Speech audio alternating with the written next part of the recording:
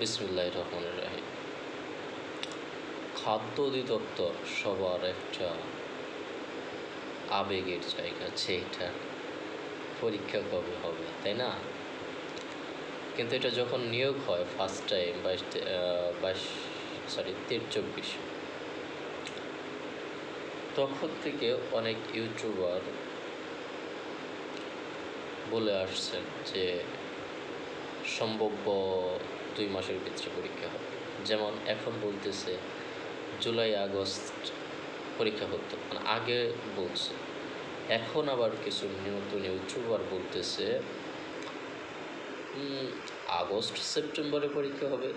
ভাই, আগস্ট সেপ্টেম্বরে পরীক্ষা হবে, এটা পাইছো কই তুমি? খাদ্য অধিদপ্তর থেকে তোমাকে গোপন নোটিশ দিছে? না দেয়। তোমাকে ফোন করে বলছে যে তুমি জানাইয়া দাও?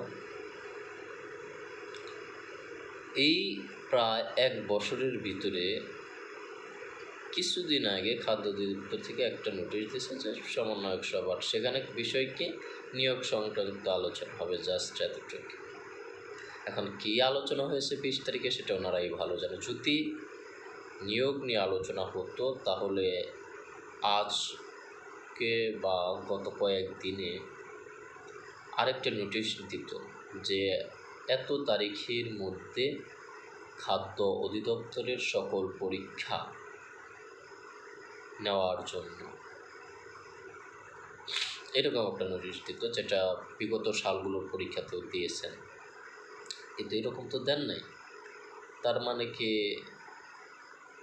তার মানে বোঝা যাচ্ছে যে আরও সময় লাগবে। খুব কাছাকাছি যে পরীক্ষা তা এমন না। এখন খাদ্য অধিদপ্তর থেকে পরীক্ষা কবে নেবেন এটা খাদ্য অধিদপ্তরই ভালো জানেন। ওনারা কি করতেছেন, কি চাচ্ছেন, এটা সাধারণ মানুষের বিষয়ে খোঁজার নাই।